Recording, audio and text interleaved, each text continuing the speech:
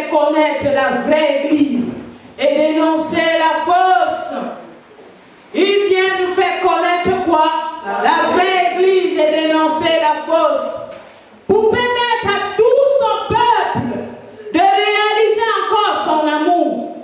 Dieu veut que chacun de nous fasse quoi? Réalise son amour. Car il ne vient pas pour dire qu'une église ou un peuple ou certaines personnes sont plus que d'autres. Ce n'est pas l'intention de Dieu. Amen. Il ne faut pas mal comprendre la parole. Que l'église globale comprenne le cœur du Père. Quand le Père dénonce, nous enseigne sur la vraie église et dénonce la fausse, c'est pour que chacun de nous s'examine. C'est pour que quoi? Chacun de nous, ce n'est pas pour dire que donc vous dites que vous êtes vrai. Vous qui? Caïn, répands-toi. Vous qui? On est tous les enfants de qui? De Dieu. On a un seul ennemi, c'est qui? Le diable. Donc quand Dieu dit, je viens faire connaître la vraie église et dénoncer la fausse, frères et sœurs, peuple de Dieu, serviteurs de Dieu, enfants de Dieu, créatures de Dieu, je vous en supplie, ne pensez pas qu'il s'agit de dire que certains sont vrais. On fait quoi avec certains sont vrais? On ne fait rien avec. Il s'agit de permettre à chacun de nous tous, même nous qui avons la grâce de pouvoir annoncer ces choses, que nous tous nous puissions faire quoi? Nous examiner. Qu'on s'examine. Parce que tu vas t'examiner et tu vas pouvoir maintenant réaliser, quitter tes mauvaises voies. La puissance d'un peuple vient de sa capacité à quitter ses mauvaises voies. La puissance d'un peuple vient de quoi? Même dans une maison, une famille, la première cellule familiale, parce que c'est Dieu, c'est à Dieu qu'appartiennent toutes les familles de la terre. La puissance dans une famille vient de la capacité de cette famille à quitter ses mauvaises voies. Est-ce qu'on comprend? Sinon, l'ennemi va faire sa fête. Donc, pour nous, peuple de Dieu, cette parole, cette saison initiée par Dieu, c'est pour tout son peuple. Ce n'est pas pour des gens, c'est pas pour dire que nous on a la parole, l'autre n'a pas, on n'est pas là. C'est pour que Satan quitte nos cœurs. Amen. Et que toute l'église, tout le peuple de Dieu dans tous les coins du monde puisse recevoir la vie et vaincre le diable. Ce n'est pas pour dire que celui-là est mieux, celui-là n'est pas mieux. De quoi je me mets? Le jugement appartient à qui? À Dieu. Le jugement appartient à Dieu. Donc vraiment, j'exhorte l'église à comprendre que vraiment, c'est pour nous, c'est pour notre bien, pour qu'on quitte nos mauvaises voies. Et la capacité de quitter les mauvaises voies vient de la capacité de bien se repentir. D'une repentance comment? Sincère. Si tu ne peux pas te repentir, tu ne peux pas faire quoi? Quitter tes mauvaises voies. D'où vient maintenant la capacité de se repentir? Ça vient d'un cœur qui reçoit l'illumination. Si ton cœur n'est pas illuminé, tu ne pourras pas avoir ce qu'on appelle le repentir sincère. Tu vas dire, Dieu pardonne-moi, mais de quoi? Toi-même tu ne sais pas. Et pour que le cœur soit illuminé, il faut que tu acceptes d'écouter la parole que Dieu te donne par la source qu'il choisit. Par la source que qui choisit? Dieu. Pas par la source que toi tu te choisis. Sinon, parce que la source que tu te choisis, c'est une source qui te plaît, donc qui est conforme à ton cœur. Mais la source que Dieu choisit, c'est une source que lui-même, par la puissance du Saint-Esprit, va mettre ses paroles pour que le cœur qui reçoit sa parole soit illuminé pour dois se repentir. Et si tu te repens, tu vas quitter tes mauvaises voies. Et si tu quittes tes mauvaises voies, tu vas retourner à Dieu. Cette source pour l'église globale aujourd'hui, c'est la saison de la foi. C'est une nouvelle saison. Ce n'est pas les mérites d'une personne. Ce n'est pas les mérites d'un peuple. C'est les mérites de Christ. Tout ce qui concerne la délivrance, c'est les mérites de qui? De Jésus. Si Jésus-Christ lui-même choisit d'initier une nouvelle saison, ce n'est pas pour dire à son peuple que la nouvelle saison dépasse les autres. C'est faux. C'est pour dire à son peuple, prenez ce que je vous donne. Il faut bien que Dieu donne par un canal qu'il s'est choisi. Il a fallu que le Messie vienne par un peuple élu, choisi par qui? Par Dieu. Il est Dieu.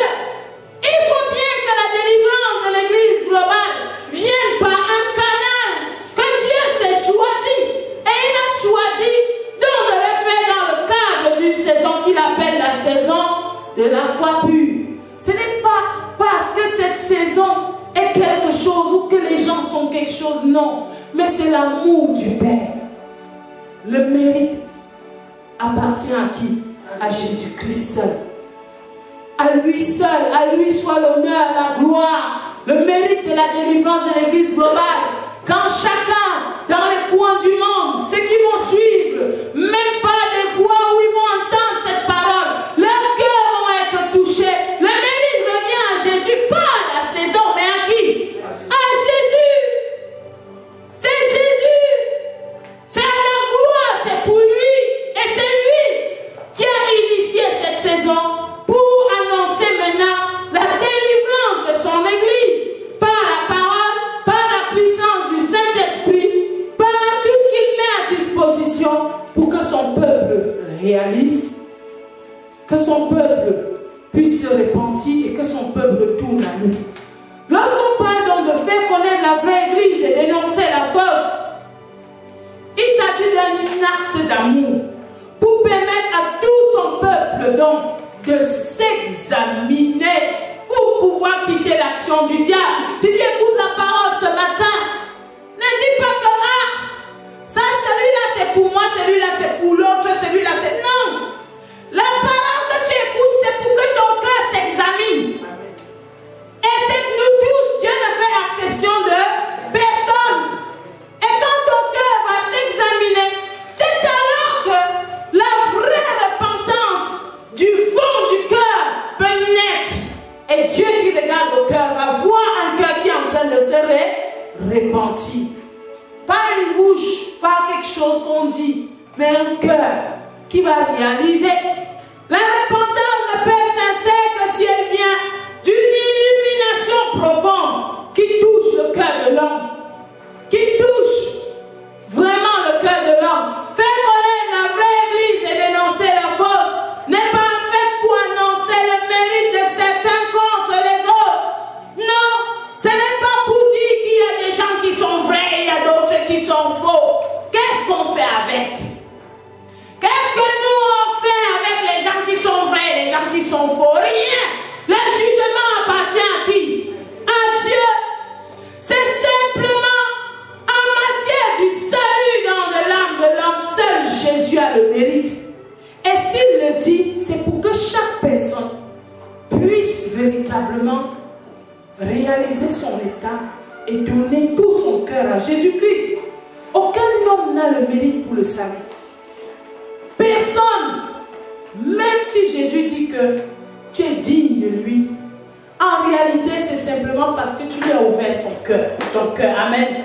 C'est pas pour dire que tu as des valeurs et des qualités qui lui plaisent, c'est que tu as ouvert son cœur et il a mis dans ton cœur sa dignité. Amen.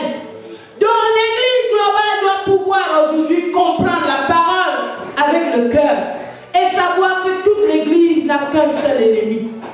Frères et sœurs, vraiment, chacun de nous aujourd'hui, on est au mois de février, le mois du cœur, le mois où Dieu veut qu'on voit, qu'on porte sa splendeur dans nos cœurs.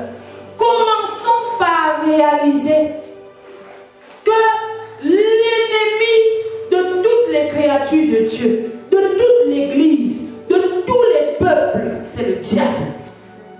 C'est qui? C'est le diable. Ce n'est pas celui qui est à côté de toi, ce n'est pas ton frère, ce n'est pas celui qui est là-bas et dit c'est un faux pasteur. Mais il est faux parce que le diable a trompé son cœur. Qui sait? Peut-être s'il devient vrai, vous tous, l'église va vite avancer. Amen. Oui. Ce n'est pas parce que peut-être tu penses que tu es plus important que lui, non. Si tu te dis parle, ce n'est pas contre lui, mais c'est contre le diable qui a séquestré son cœur et qui lui donne la fausse nourriture de l'élévation de l'homme. Et qui tue le peuple. Il tue le peuple croyant servir qui? Dieu. Jésus-Christ a dit à un moment donné que viendra un temps où les gens vont même tuer les prophètes et les apôtres croyant rendre un culte à qui? À Dieu. Il y a beaucoup de gens qui tuent croyant servir Dieu. Mais à cause du fait qu'ils tuent croyant servir Dieu, Dieu se dépêche et fait tout pour venir les délivrer. Pour venir faire quoi? Les délivrer, les illuminer. Dans l'église globale, doit le savoir, on a un seul ennemi, l'accusateur des frères. On a quoi? Un seul ennemi. Créature de Dieu, le peuple de Dieu, l'humanité a un seul ennemi qui? Le diable. L'ennemi, c'est le diable. Même les guerres, tout ce qu'on voit, tout ce qui se passe, ton ennemi n'est pas l'homme que Dieu a créé, c'est le diable.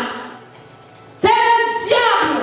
Parce que c'est ce diable, lorsqu'il a trompé Ève dans le jardin, elle a pris l'arbre, son mari a mangé, ensuite ils ont eu Caïn. Caïn, c'est le fruit de cette désobéissance.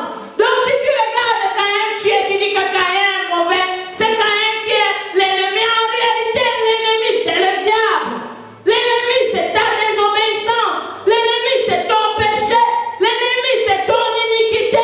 L'ennemi, c'est tes désirs d'élévation. L'ennemi, c'est toutes ces choses contenues en toi qui vont produire Caïn et faire en sorte que tu tues ton frère, vous avez les guerres, vous discutez. Mais c'est lui l'ennemi. L'ennemi, c'est le diable. L'ennemi n'est pas l'homme, mais c'est le diable. Que nous dit Apocalypse 12, 10? On va le lire. Et j'entendis dans le ciel une voix forte qui disait: maintenant le salut est arrivé, et la puissance et le règne de notre Dieu et l'autorité de son Christ, car il a été précipité, l'accusateur de nos frères, celui qui les accusait devant notre Dieu jour et nuit. Qui a été précipité? L'accusateur de nos frères. Donc on dit l'accusateur, c'est qui? C'est le diable. Je prie Dieu de tout mon cœur afin que tous mes frères et serviteurs de Jésus-Christ qui le recherchent de tout cœur comprennent davantage son amour, marqué en ce temps par l'annonce de la parole pure dans le cadre d'une nouvelle saison.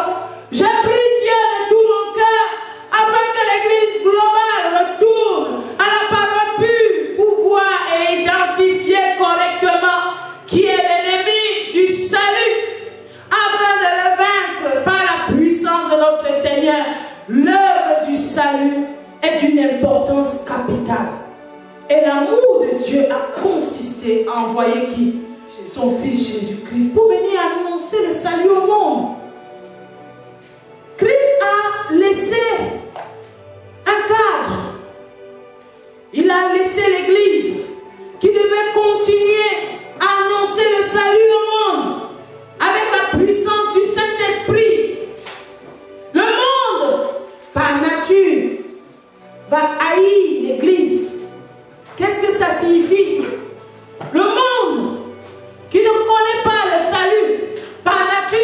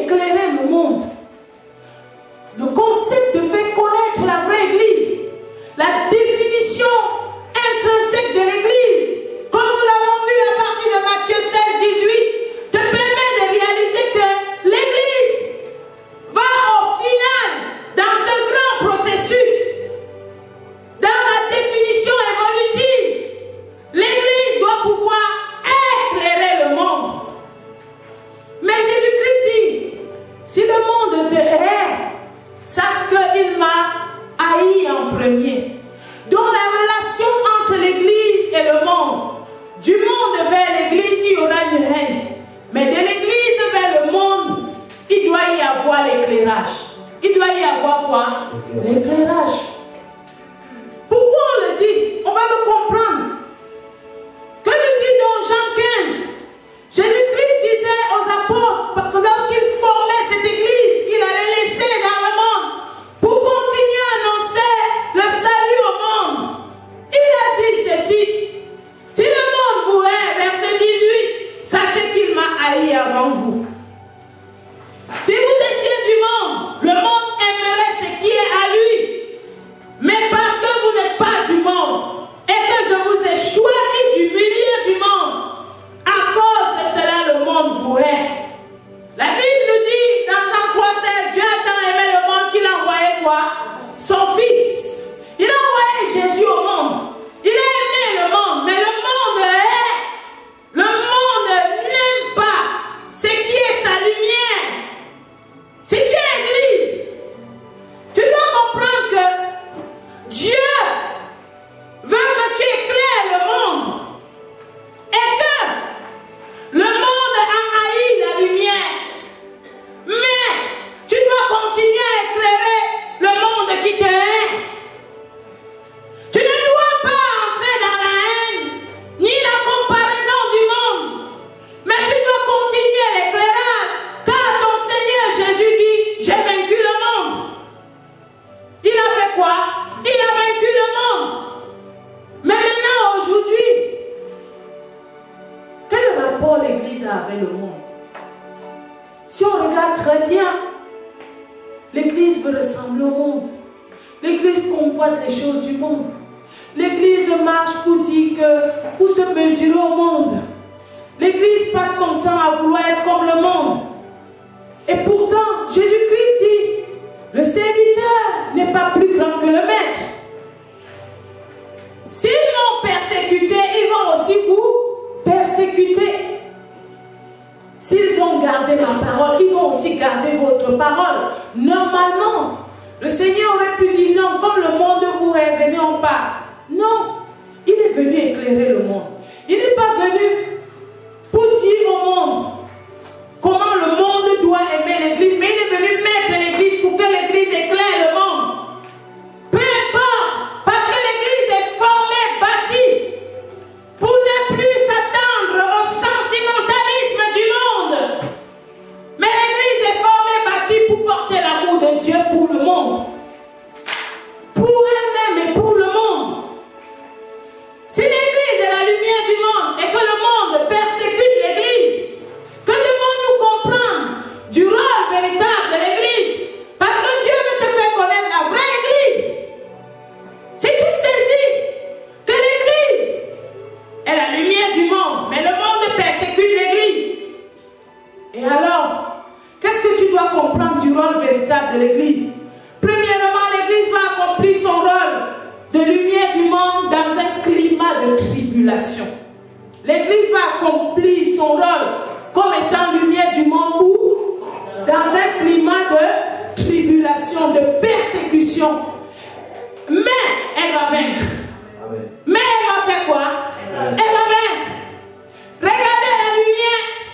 L'Église va commencer comme les ampoules même qu'on vend maintenant. Quand on allume, ça commence comment? Doucement et finalement ça fait quoi? Et longtemps, c'est ça la victoire. Finalement ça fait quoi? Ça éclaire. Quand ça commence, on a il y a l'obscurité partout. Le problème n'est pas de dire est-ce qu'elle va vraiment éclairer. Le problème de l'Église c'est d'éclairer. Amen. D'éclairer. Est-ce que le problème dit pourquoi les gens là ne m'aiment pas? Ton problème n'est pas là. Ton problème c'est de continuer à faire quoi? À éclairer. Donc l'Église va accomplir dans un climat de tribulation. Mais regardez ce qui se passe dans l'Église aujourd'hui. Qu'est-ce qu'on enseigne aux gens? On leur enseigne qu'ils vont s'accomplir, coucher sur le lit de Pharaon, bien, avec les serviteurs par-ci, serviteurs par-là. On leur enseigne qu'ils vont accomplir dans le palais d'Hérode, qui pensent comme ils veulent. On l'enseigne. Regardez, pourtant l'Église va accomplir dans un climat de tribulation, de persécution, mais elle va vaincre. Quel type de victoire? La même que celle de son Seigneur. Christ a vaincu. Il dit, le serviteur n'est pas plus grand que le maître. S'ils m'ont persécuté, ils ont persécuté Christ. Ils ont fait, le monde a fait toutes sortes de choses, au point où même les pharisiens cherchaient à le faire mourir. Mais ils ne savaient pas que c'est un victorieux par nature. Donc la vraie définition de l'Église, c'est dans son rôle intrinsèque, sa nature, d'être une lumière. Nous comprenons que dans son rôle, l'Église va vaincre contre Christ. En d'autres termes, la persécution dont elle peut être victime n'empêchera pas qu'elle puisse accomplir son rôle d'éclairer le monde. Amen. Quelle est la portée de la bonne définition du concept de l'Église? Comment? Quelle est la portée en réalité? Qu'est-ce que ça donne quand on définit bien l'Église?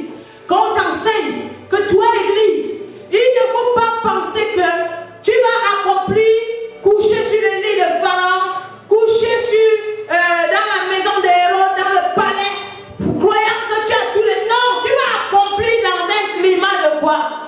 De tribulation. Et tu vas vaincre. Parce qu'en réalité, c'est ta nature intrinsèque qui va s'imposer.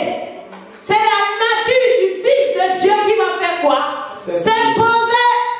Tu es la lumière. Donc, en réalité, quelle est la portée de la bonne définition?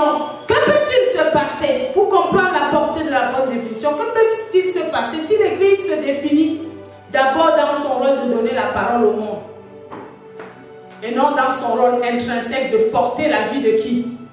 De Jésus-Christ. Que peut-il se passer? Que l'Église, ah non, c'est toi l'Église qui doit aller dire aux gens, évangéliste, va inviter les gens, dis n'importe quoi, tiens-toi devant, fais n'importe quoi, vis n'importe comment, mais dis, sors les versets bibliques que tu connais et invite-le. Toi tu es pasteur, très bien, vis n'importe comment, fais comme tu veux, mais quand tu parles aux gens, il faut leur parler comme ça va leur plaire. Toi tu es qui? Tu es prophète, viens. Quand tu vois quelqu'un, s'il a la sueur sur son front, tu dis qu'il deviendra riche. Si tu vois comment il est un genre là, il est un peu triste, donne-lui des fausses prophéties sur sa vie terrestre. Regardez l'Église. Donc que peut-il se passer si on définit mal l'Église? C'est là où on va voir les choses comme ça, parce qu'il y a une mauvaise définition de l'Église dans l'entendement du peuple. Amen. Dans l'entendement des gens. L'Église va chercher l'approbation du monde.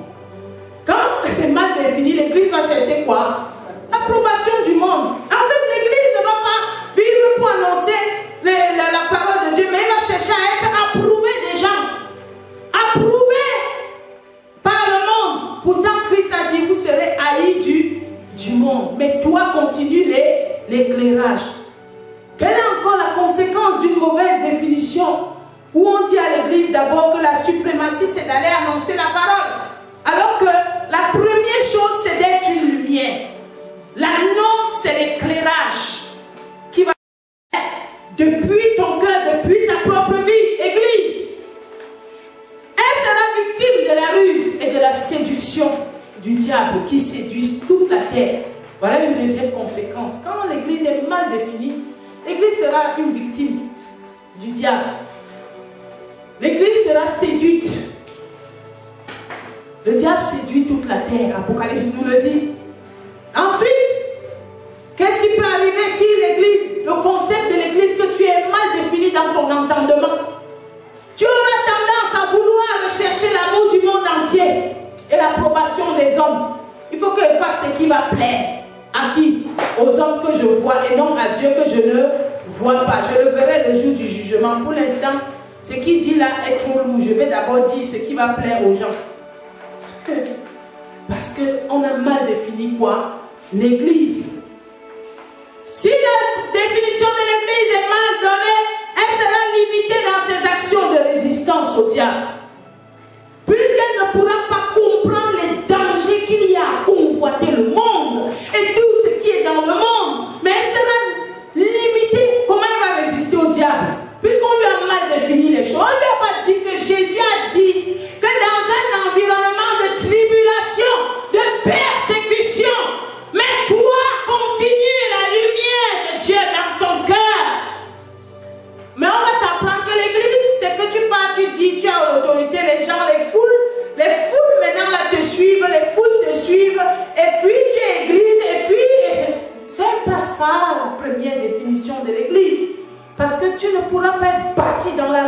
tendance au diable.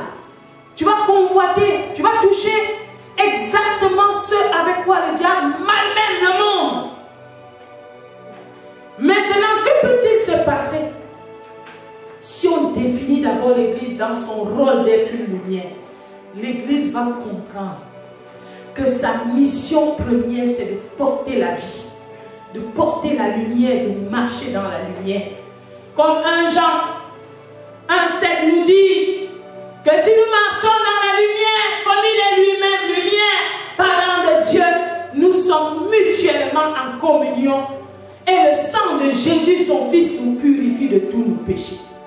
Imaginez l'Église lumière. Tu es constamment en communion avec lui. Lui qui est Dieu.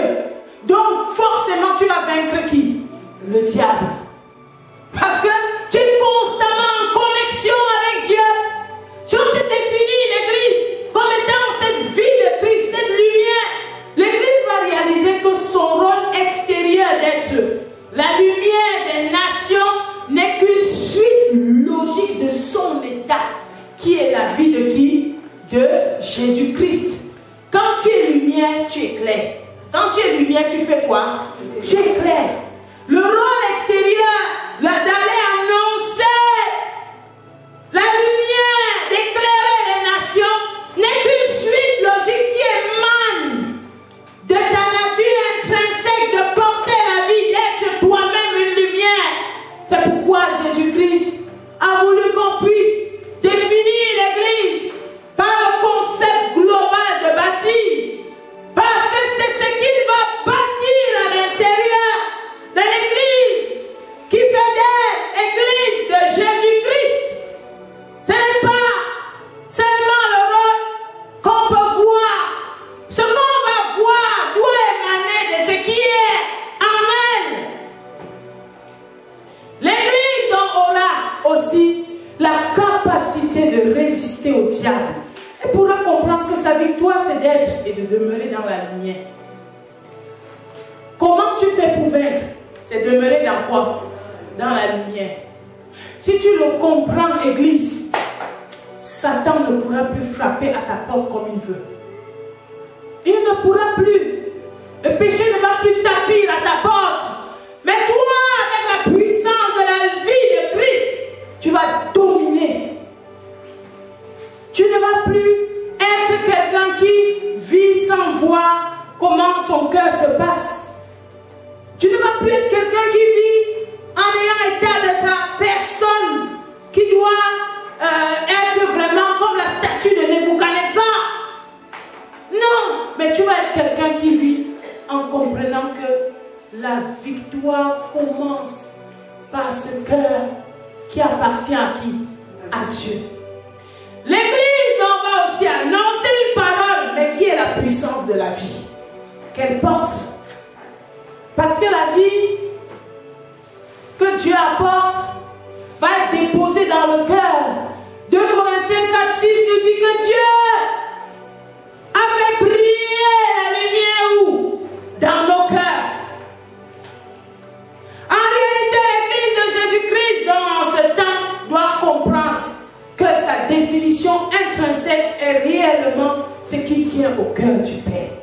C'est-à-dire la définition intrinsèque de l'Église portant la vie de Christ, la nature de Christ, la lumière de Christ. Nous avons donc vu dans Matthieu 16, 18, à partir de ce que Jésus-Christ avait annoncé, je bâtirai mon Église. Nous avons vu le concept de l'Église analysé, classé en 3 grands groupes, où nous avons déterminé que l'Église commence donc par ce cœur qui se donne à Dieu et qui accepte, de devenir cette maison que Christ a en vue, qui accepte d'être bâtie selon la pensée de Dieu et qui deviendrait une maison bâtie. L'Église, c'est un concept global, mais qui commence par ce cœur, cette valeur intrinsèque de la notion de l'Église, a un rapport direct avec le salut par la foi. Amen. Nous sommes sauvés par la foi en qui? En Jésus-Christ. La foi non étant, c'est devenir ce concept évolutif, cette qui commence dans un cœur qui dit simplement oui. Et qui va au fur et à mesure être illuminé sur le fait que son devenir, c'est Christ. Il doit accepter de quitter son état pour gagner la vie de Christ.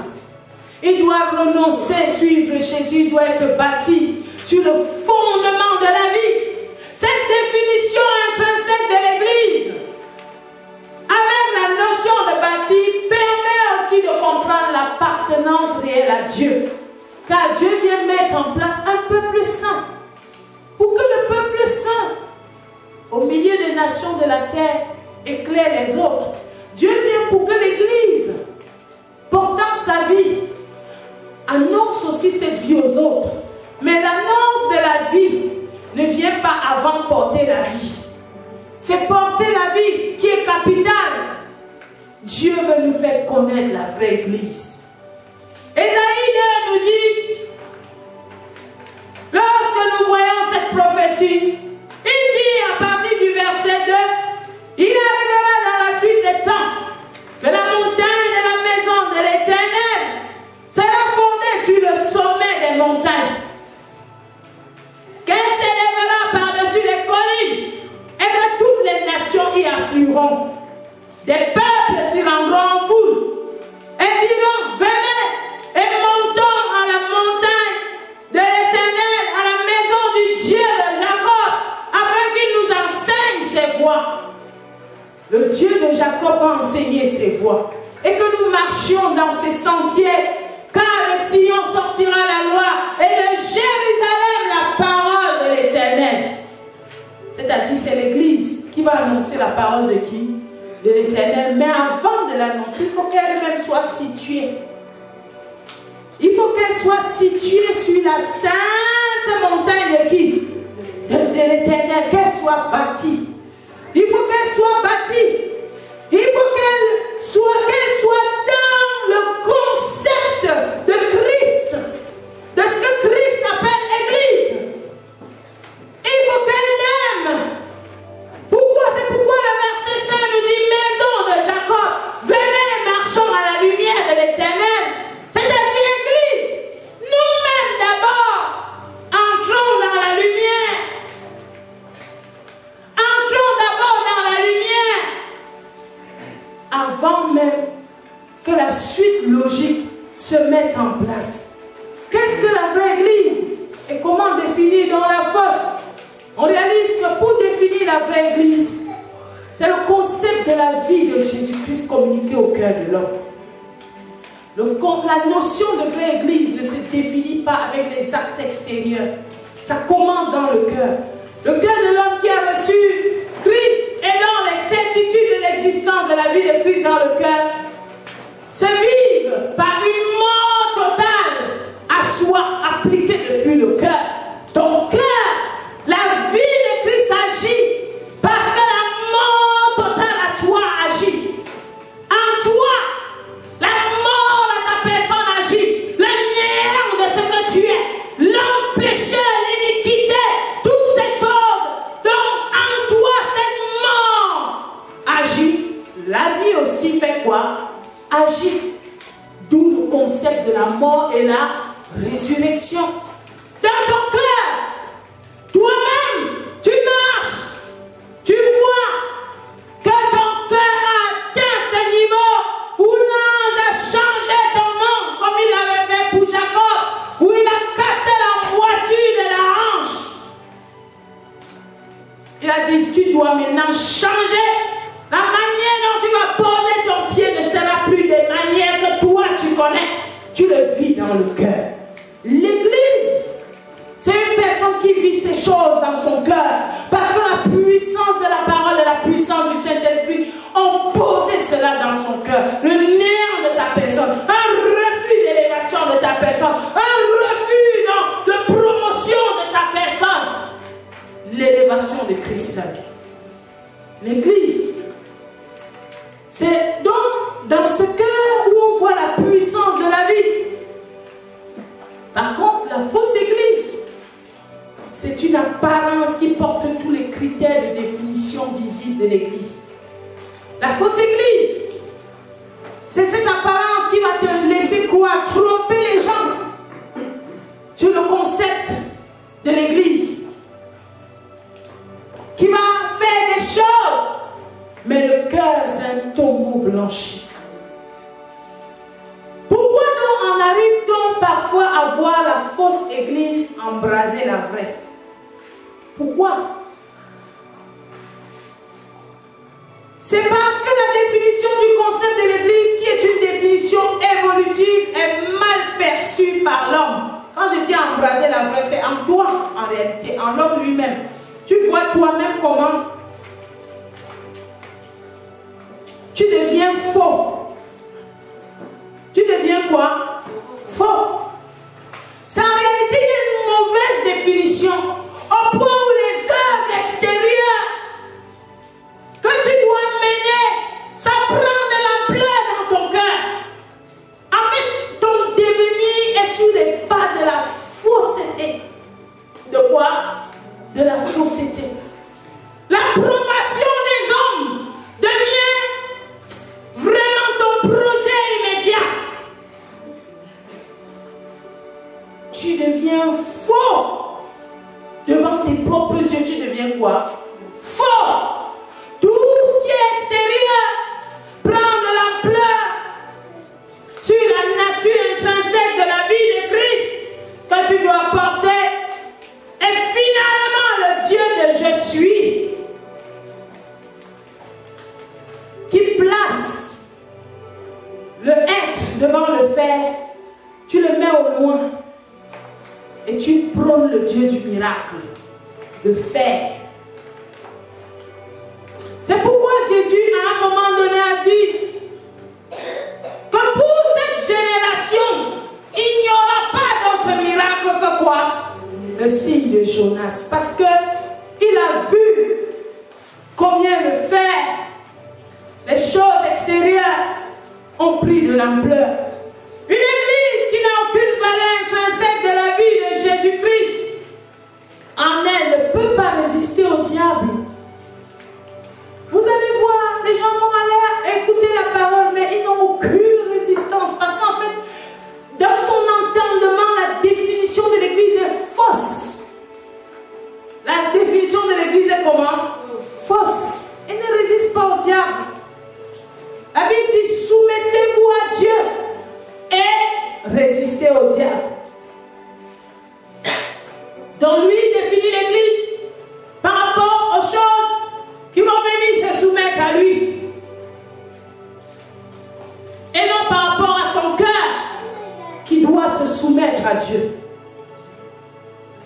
Maintenant, Dieu veut qu'on parle du concept de l'église.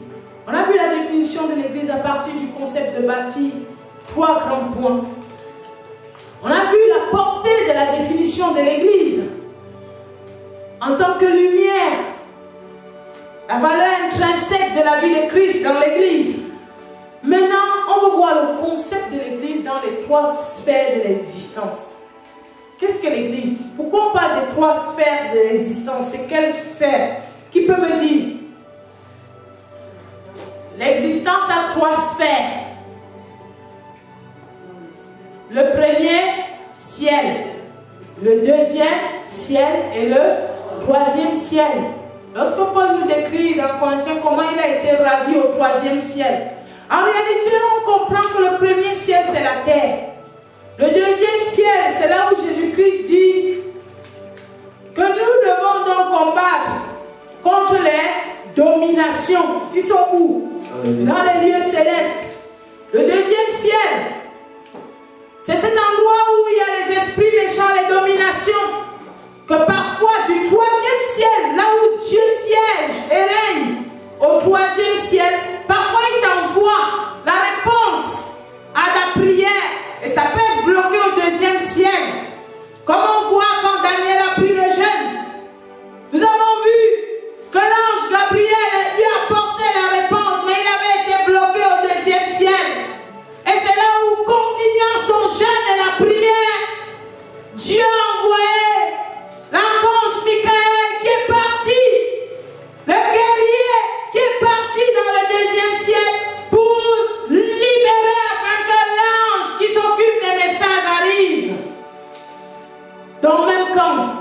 vois pas la réponse selon la volonté de Dieu, il faut savoir que si j'ai pris un temps de jeûne pour ça, je dois continuer mon jeûne jusqu'au bout. Amen. Dieu avait dit à Daniel que le jour où tu as commencé, tu as même eu l'intention, moi j'avais déjà envoyé la réponse. Donc il y a 3 sphères de l'existence. Le chrétien doit le comprendre. Mais on ne parle pas des souterrains. D'abord on verra ça un autre jour. On ne parle pas du sous-sol.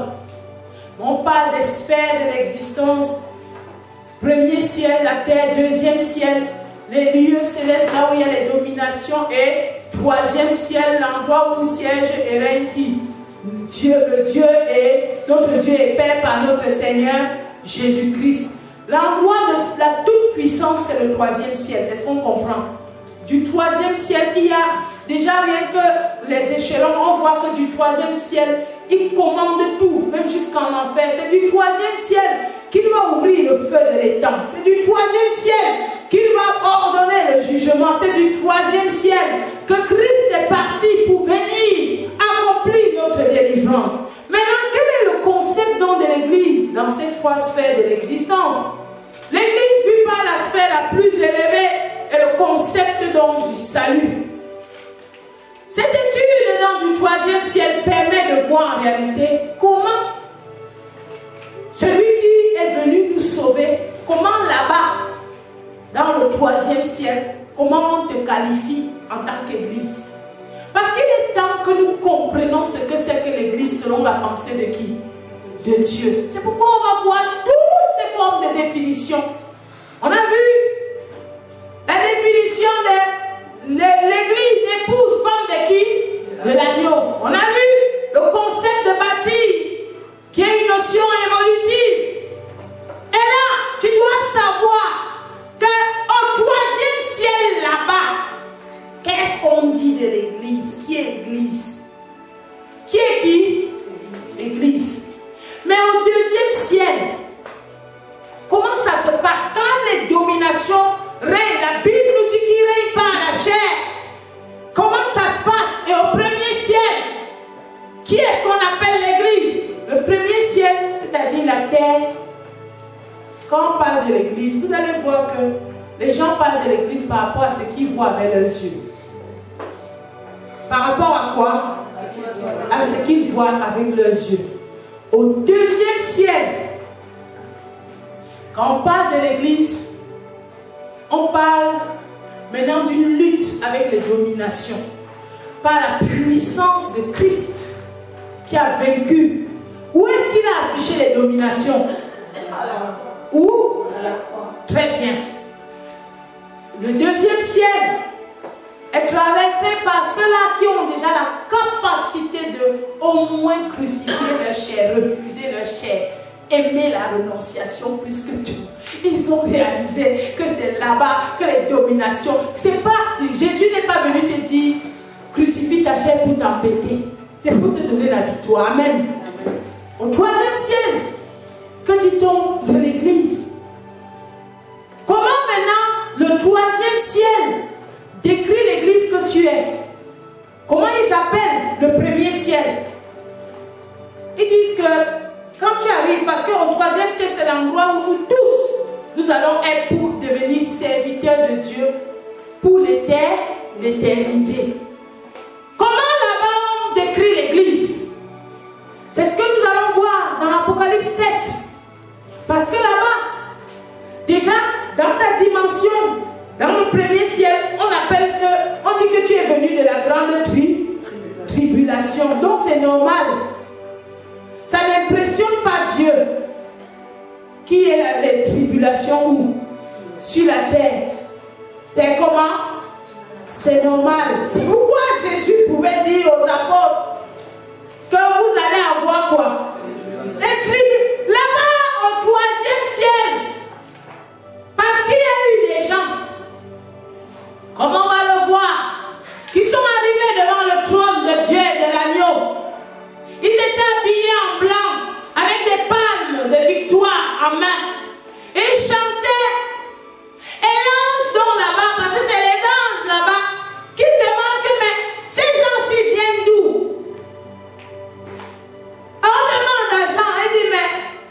Seigneur, toi tu le sais.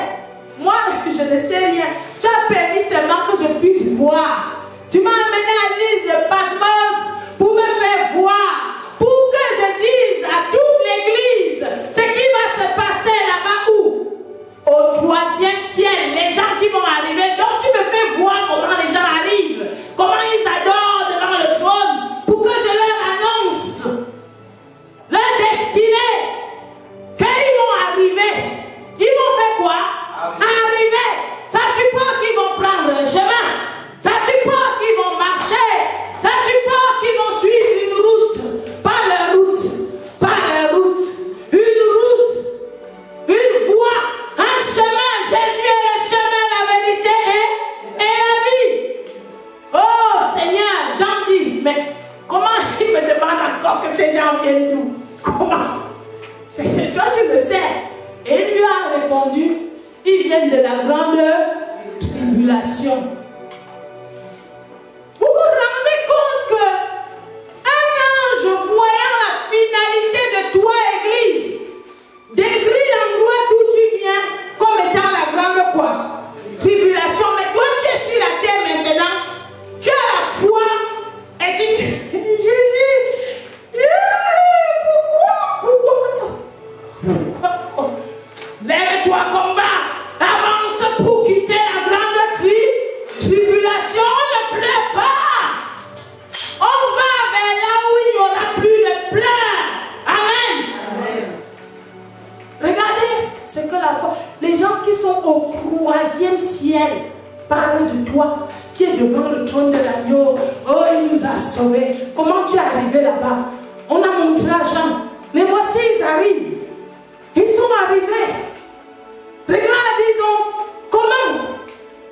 On l'explique, c'est parce qu'ils ont lavé leur robe. Ils l'ont blanchi dans le sang. Quelle robe peut être blanchie dans le sang? La robe du cœur. La robe de ton cœur est blanchie où? Dans le sang. Christ est venu donner le sang. Donc s'ils sont devant le trône de Dieu, l'adorant devant le trône de l'agneau, ils ont emprunté un chemin. Ils viennent de la grande tribulation. L'homme de foi doit savoir que le monde s'appelle une grande tribulation. Mais sa foi est victorieuse du monde. Amen. Tu peux être là nonchalant, une petite chose et crie.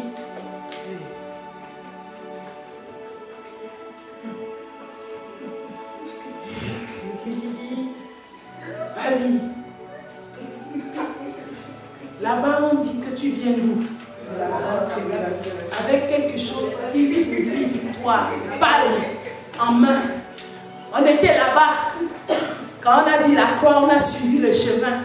On a lavé la robe de nos cœurs. On l'a blanchi dans quoi? Dans le sang de l'obéissance. On a obéi. C'était dit, nous voici. 3e ciel définit l'Église. Jean a vu cela pour nous laisser cela. Et Dieu l'ouvre aujourd'hui pour que l'Église, que tu puisses avoir la vraie compréhension du concept de la vraie Église. Quand nous dit Apocalypse 7, le 3e ciel nous parle. Notre finalité, on va voir comment on va y arriver. Regardez comment on définit l'Église. On va lire du premier verset au verset 3. Après cela, je vis 4 anges debout aux 4 coins de la terre. Ils retenaient les 4 vents de la terre, afin qu'il ne soufflât point de vent sur la terre, ni sur la mer, ni sur aucun arbre. J'ai vu un autre ange qui montait du côté du soleil levant et qui tenait le sceau du Dieu vivant. Il cria d'une voix forte aux 4 anges à qui il avait été donné de faire du mal à la terre et à la mer.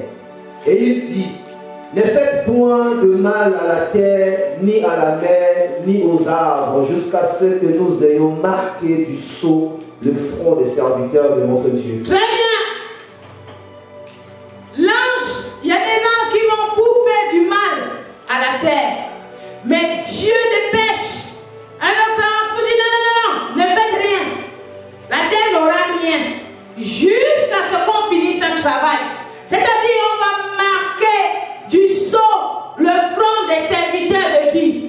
de Dieu. On va aller là-bas sur la terre. On va faire le mal après. C'est pourquoi on parle d'un temps de grâce. Amen. On a ouvert un temps de grâce. C'est un temps où Dieu a dit stop. Stop. Il n'y aura pas de mal. Jusqu'à ce que chaque personne qui va entendre l'évangile du salut de l'âme de l'homme, écouter, suivre Jésus, recevoir Christ dans son cœur, je vais marquer sur son front le sceau. Les anges là, stop, vous ne travaillez pas. Ne faites pas encore du mal. La grande tribulation, sinon, ils ont péché, je les ai chassés. Mais maintenant, j'envoie Jésus. Et maintenant, un travail se fait dans le cœur de l'homme de foi pour que son cœur porte le sceau divin. Donc, stop, les anges, ne travaillez pas. Vous n'allez faire aucun mal. Je vais vous dire quand est-ce que vous allez faire. Avant l'ouverture du feu de la géhenne, pour l'instant là, c'est le temps de la grâce. Le sang de la grâce a été donné pour pardonner à ceux qui vont recevoir cette grâce. Jésus va d'abord apporter tout cela. Il va faire un travail.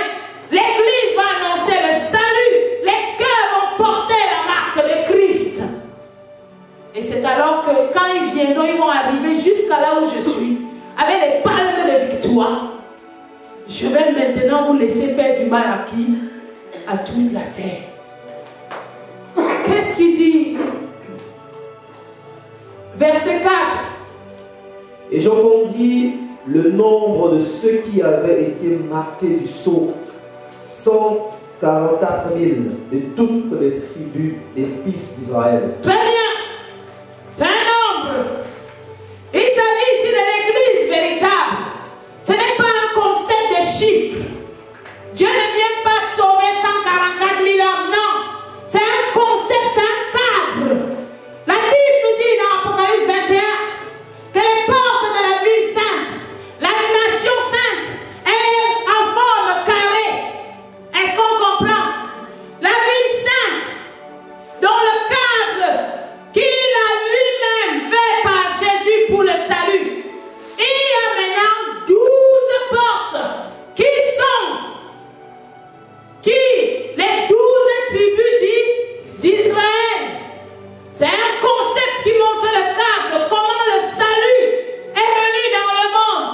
Et la muraille de cette ville carrée, elle est faite des 12 apôtres de qui? De l'agneau. Pour dire que la solidité de la foi qui sera bâtie en l'homme, c'est l'église bâtie sur le fondement de qui? De Jésus-Christ. C'est pourquoi on a défini l'église avec le concept de bâti. Maintenant, les 12 apôtres de l'agneau, les 12 tribus d'Israël, plus les 12 apôtres de l'agneau, c'est un chiffre multiple. 12 fois 12, ça donne combien? 144. Jean donc donnait de manière codée. Il ne donnait pas un chiffre. Non, il donnait de manière codée.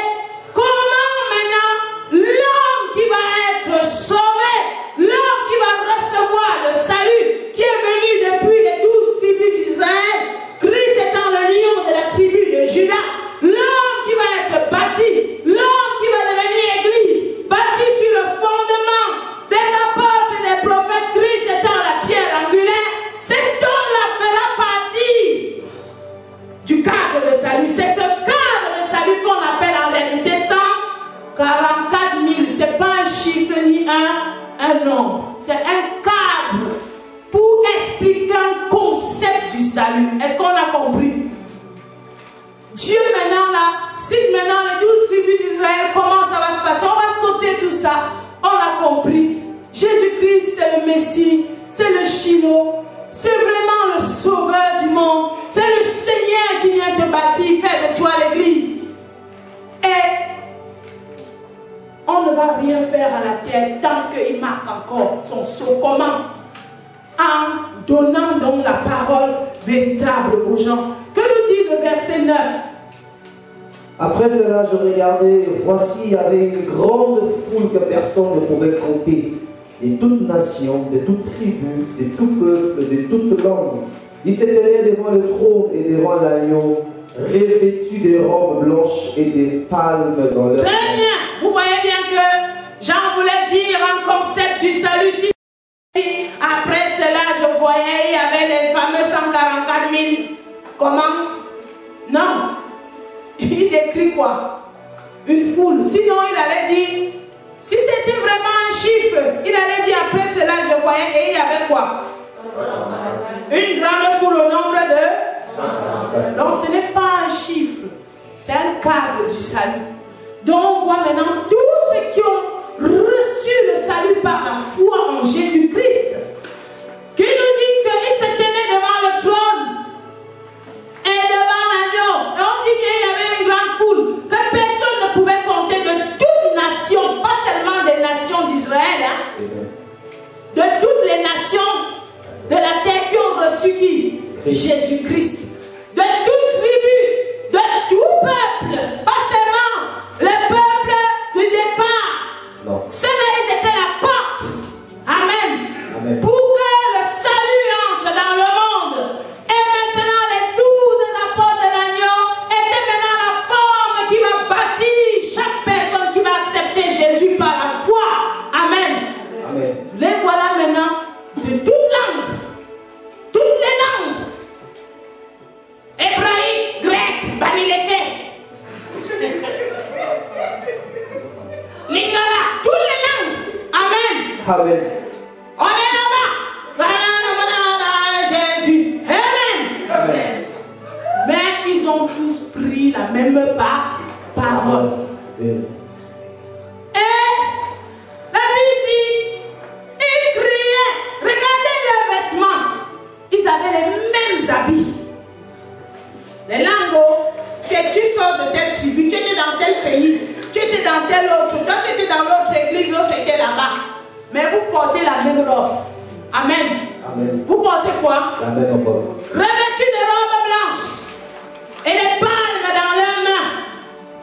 Et ensuite, le verset 10. Et il criait d'une voix forte en disant, le salut est à notre Dieu qui est assis sur le trône et à l'agneau. Très bien. Quand ils portent une robe blanche, et ils ont les palmes, symbole de la victoire, ou dans la main, et ils ont une robe blanche. C'est une robe que quand le Messie est venu, il a tout accompli, il a laissé au monde. C'est une robe pour le cœur de l'homme. Quand Christ est passé à la croix, sa tunique, on a divisé ça en 4. C'était un symbole, on a déchiré, on a divisé pour dire que c'est donné pour le monde. C'est cet habit-là, habit du salut, les vêtements du salut, la vie de l'agneau, l'agneau qui s'est offert pour que ton cœur porte cette robe blanche et que tu te tiennes devant Dieu. Regardez maintenant ce que l'ange dit. On continue. Et tous les anges se tenaient autour du trône et des vieillards et des 4 êtres vivants, et ils se prosternèrent sur les faces devant le trône et ils adorèrent Dieu, en disant Amen. La louange, la gloire, la sagesse, l'action des grâces, l'honneur, la puissance et la force soient à notre Dieu au siècle des siècles. Amen. Et l'un des vieillards prit la parole et dit, ceux qui sont revêtus de robes blanches, qui sont-ils et d'où sont-ils venus? Très bien, voilà la question. Il y a 24 vieillards qui adorent Dieu. Maintenant, un des vieillards pose la question à Jean. En fait, il voulait lui faire comprendre ce qu'il va libérer et donner pour l'église aujourd'hui. Que mais ces gens-là, qui sont devant le trône de Dieu, mais qui sont-ils? Et d'où viennent-ils? Ceux qui sont revêtus de robes blanches, qui sont-ils? Les gens habillés en blanc là, qui sont-ils? Parce qu'en fait, ils n'étaient pas là-bas au 3e ciel, ils sont arrivés. Ils n'étaient pas là-bas, ils sont arrivés. On veut faire comprendre à Jean. Et Jean lui-même, qui répond à l'ange, qu'est-ce qu'il lui dit? Verset 14. Et je lui dis, mon Seigneur, tu le sais, et il me dit, ce sont ceux qui viennent de la grande tribulation. Ils ont lavé leurs robes et ils les ont blanchis dans le sang de l'agneau. Très bien. Bon, maintenant au troisième ciel, l'ange répond, c'est des gens qui viennent de la grande tribulation. Donc les 24 vieillards qui adorent Dieu, quand ils regardent le premier ciel là où nous sommes, ils regardent ce qui se passe où? Dans la grande tribulation. Ils regardent les gens qui ont reçu Christ, qui vont prendre les palmes de victoire, qui vont marcher pour suivre un chemin, qui vont regarder à leur destinée finale, qui vont regarder à la nation sainte, qui vont comprendre qu'ils doivent porter la robe blanche sur leur cœur, qui vont suivre le chemin que Christ a tracé, qui vont renoncer à eux-mêmes. Ils regardent, ils disent, ah, regardons ce qui se passe dans la grande tribulation. Ils voient certaines personnes, je suis église, ah non Seigneur, pourquoi? Je dis ça, il envoie les gens, allez encore parler. Allez encore toucher quelqu'un qui peut comprendre et venir dire.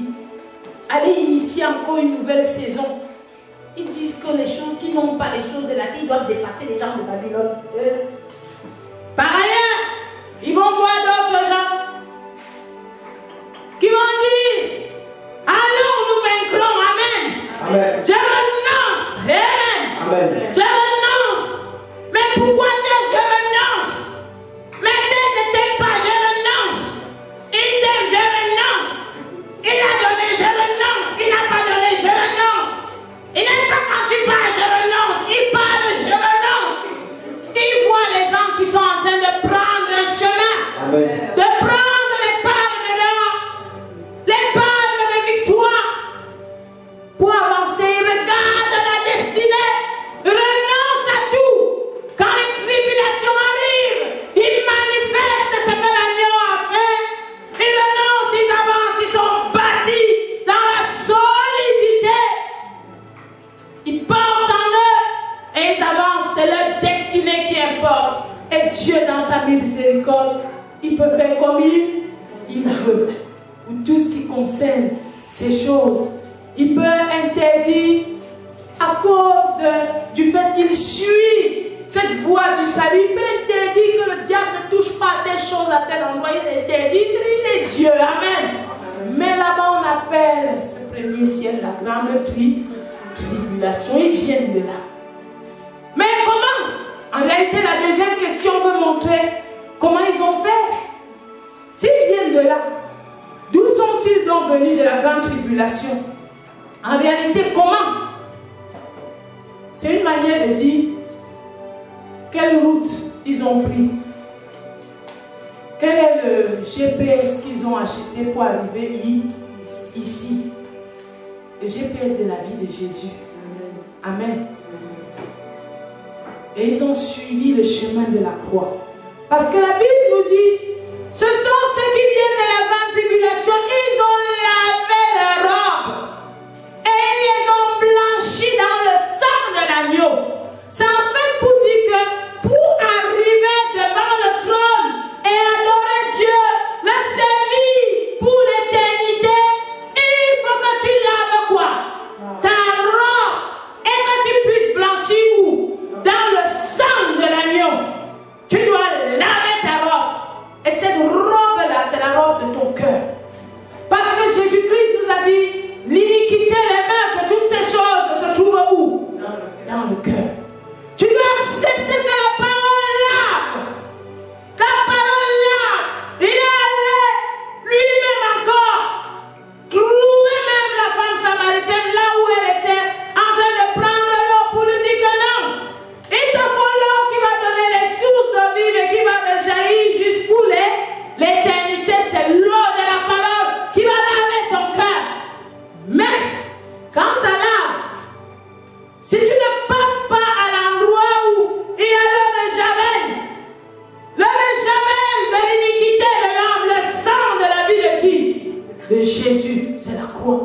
Il faut passer par là pour blanchir ta robe. Tu trempes seulement ton cœur ça blanchit.